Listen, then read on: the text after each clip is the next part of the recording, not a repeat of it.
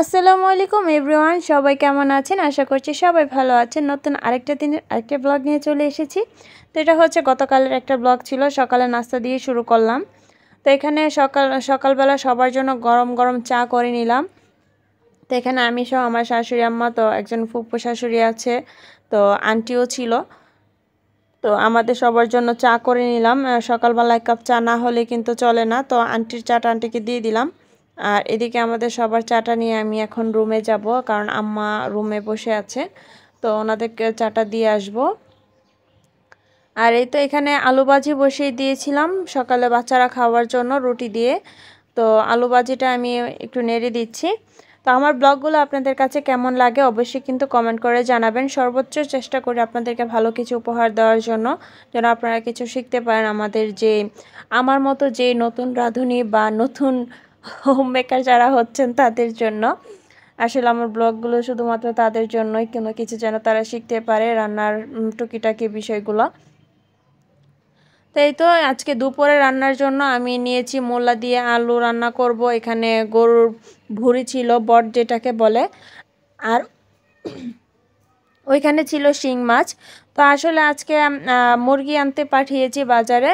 তো হঠাৎ করে মেহমান আসবে, যার কারণে প্রথমে নিয়েছিলাম আমি শিং মাছ দিয়ে মূলো দিয়ে রান্না করব, তারপর একটা ভাজি করতাম। কিন্তু হঠাৎ করে যখন শুনি মেহমান আসবে, তখন আবার ডিসিশন চেঞ্জ হয়ে যায়। আর এখানে আমি আমার জন্য জিরা পানি বানিয়ে নিচ্ছিলাম। পরে দেখি যে না, রসুনও শেষ হয়ে গিয়েছে, যার কারণে রসুনগুলো ব্লেন্ডার করে নিচ্ছি। আন্টিকে বলেছিলাম, আন্টি রসুনগুলো একটু কেটে দেন। আর এদিকে তো বললামই মেহমান আসবে, হঠাৎ করে যে আয়োজনগুলো আমার কাছে করা সম্ভব হয়েছে আমি সেগুলোই করে নিয়েছি। তো এখানে রসুনগুলো ব্লেন্ডার করে নিয়েছি। আসলে সময়ের গতিতে না চললে আসলে কোনো কাজই সম্ভব হয় না। আর আপনাকে সময়কে যতটা প্রাধান্য দিবেন, সময় ঠিক আপনাকে নিয়েই চলবে। তো সময় এবং স্রোত কারোর জন্যই থেমে থাকে না, সময়ের গতিতে চলতে হবে, আমাদেরকে সময়ের সাথে সাথে তাল মিলিয়ে চলতে হবে আর কি। তো এখানে রসুনও ব্লেন্ডার করা শেষ। আমি এখানে শিং মাছগুলো নিয়ে নিয়েছি, নিয়ে একটু হলুদ এবং একটু লবণ দিয়ে মেখে নিব, নিয়ে আমি ভেজে নেব মাছগুলো। আর রান্নাটা আমি ইন্ডাকশনে করে নিব। তো এতে দেখতেই পাচ্ছেন মাছগুলো আমি মেখে নিচ্ছি। সংসার জীবনটা আসলে এরকম হয় যে সব কিছু মানিয়ে গুছিয়ে নিতে হয়। একটা মেয়ে সংসার জীবনে যে কতটা স্যাক্রিফাইস করে সেটা একটা মেয়ে জানতে পারে। আসলে যে যে পরিস্থিতিতে থাকে সেটা খুবই সহজে বুঝতে পারে। তো এটাই সংসার জীবনে সবাই যদি একটু মানিয়ে নিতে চলতে শিখে যায়, আসলে জীবনটা আসলে সুন্দর হয়ে যায়।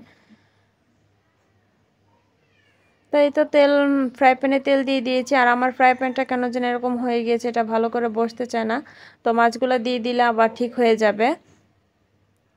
তো এই তো এখানে মাছগুলো দিয়ে আমি ভেজে নিচ্ছি। তো ফ্রাই প্যানটা যদি ভালো করে গরম করে নেওয়া হয়, মাছগুলো কিন্তু লাগার সম্ভাবনা থাকে না। তো দেখবেন আমার মাছগুলো কিন্তু একটাও লেগে যায় না। এই তো কত সুন্দর করে উল্টিয়ে গিয়েছে। আমি খুব ভালো করে ফ্রাই প্যানটা গরম করে নিয়েছি।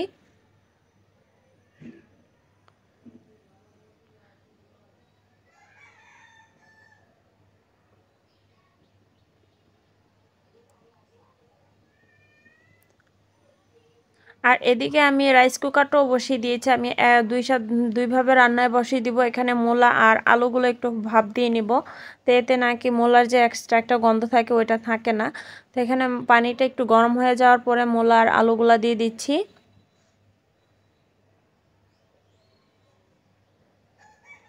তো এগুলা দিয়ে সামান্য পরিমাণ হলুদ দিয়ে দিব এবং সামান্য পরিমাণ লবণ দিয়ে দিব, দিয়ে ভালো করে একটু একটা বলক উঠিয়ে আমি পানি দিয়ে ছেঁকে নিব একটা হাঁড়িতে।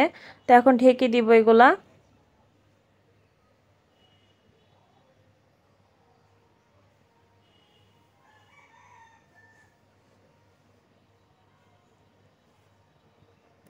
আর এদিকে যে ভুঁড়িগুলো ছিল ওইগুলো আমি ধুয়ে নিচ্ছি।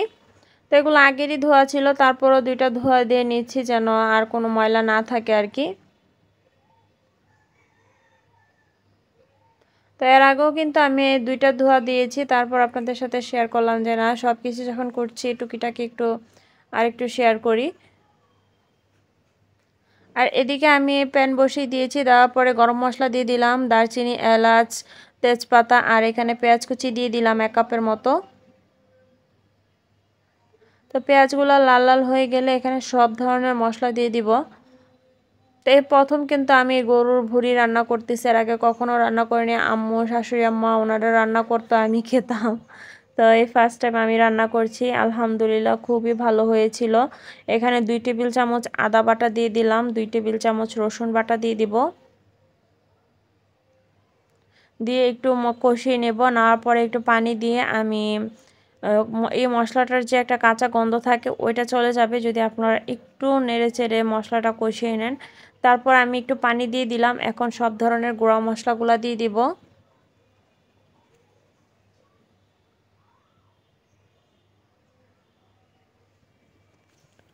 তো এই তো এখানে 2 টেবিল চামচ হলুদ গুঁড়া, 2 টেবিল চামচ মরিচ গুঁড়া, 2 টেবিল চামচ ধনিয়ার গুঁড়া এবং 2 টেবিল চামচ জিরা গুঁড়া দিয়ে দিলাম।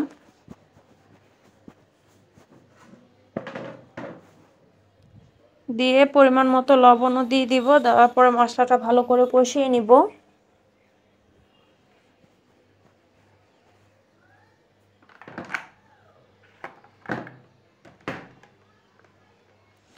তো পরিমাণ মতো লবণ দিয়ে দিচ্ছি। আসলে লবণটা প্রথমে কম করে দেওয়াই ভালো, কেননা কম হলে পরে অ্যাড করা যায়, কিন্তু বেশি হলে আর অ্যাড করা যায় না, তখন বিপাকে পড়তে হয়। তো একটু পানি দিয়ে দিয়েছি, দিয়ে এখন মশলাটা ভালো করে কষিয়ে নিচ্ছি। আর এদিকে আমার মূলাটাও হাফ ভাপ দেওয়া হয়ে গিয়েছে, এখন একটা হাঁড়িতে ঢেলে দিলাম।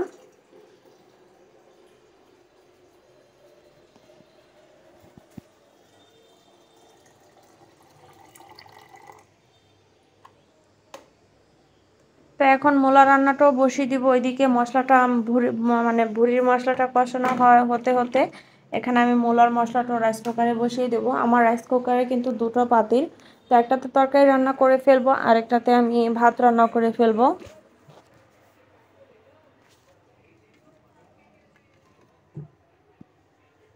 তো এখানে পেঁয়াজ কুচি এবং রসুন কুচি ভালো করে দিয়ে আমি সব ধরনের গুঁড়া মশলা দিয়ে দিলাম।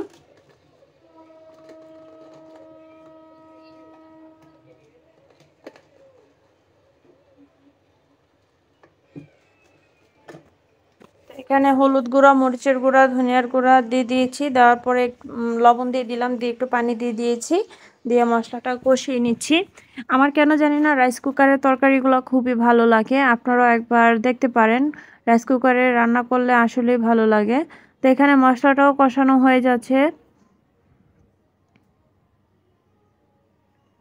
তো এখন মশলাটা যখন কষানো হয়ে গিয়েছে, আমি এখন ভুঁড়িগুলা দিয়ে দিব, দিয়ে ভালো করে নেড়ে চেড়ে কষানোর জন্য রেখে দেব।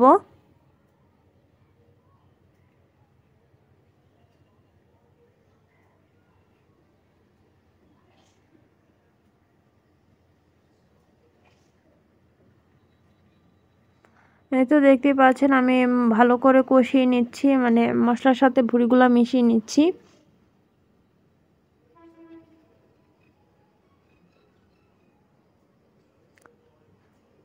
আর এদিকে মূলার মশলাটাও আমার কষানো হয়ে গিয়েছে, এখন আমি মূলোগুলা দিয়ে নিব, দিয়ে ভালো করে কষিয়ে নিব। আসলে মূলার তরকারিটা যে এত মজা হবে যে কি বলবো, আমার কাছে কিন্তু বেশি একটা ভালো লাগে না, কিন্তু তারপরও আমি আজকে মনে করেন খেয়েছি, মানে গতকালকে খেয়েছি, খুবই ভালো লেগেছে। তো সবাই বলেছে মূলার তরকারিটা নাকি অনেক মজা হয়েছিল।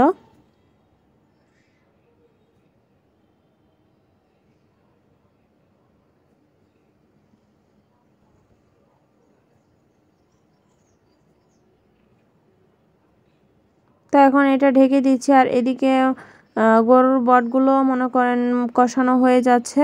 তো এখানে মূলাটা কষানো হয়ে যাওয়ার পরে আমি পানি দিয়ে দিলাম।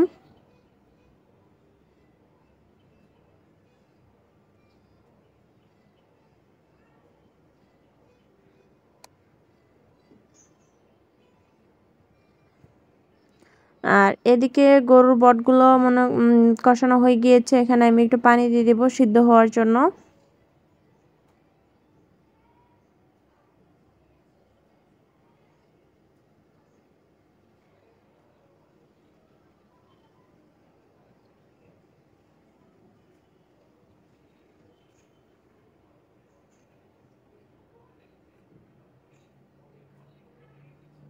তো তো এখন ঢেকে দেব যেন ভালো করে সিদ্ধ হয়ে যায়।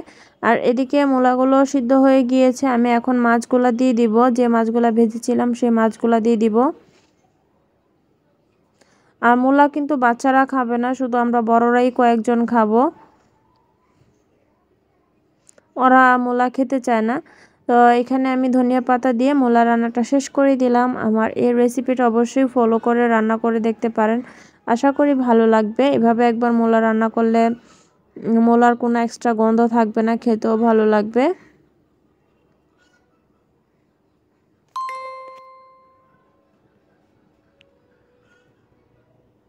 আর এদিকে যে পানিটা দিয়েছিলাম সেই পানিটাও কিন্তু ভালো করে শুকিয়ে গেছে। আর মূলার তরকারিটা আমি আরেকটা পাতিলে নিয়েছি, নেওয়ার পরে এখানে আমি মুরগির যে মশলাটা কষিয়েছিলাম ওইটা দিয়ে দিয়েছি, দিয়ে মুরগিগুলোও দিয়ে দিচ্ছি।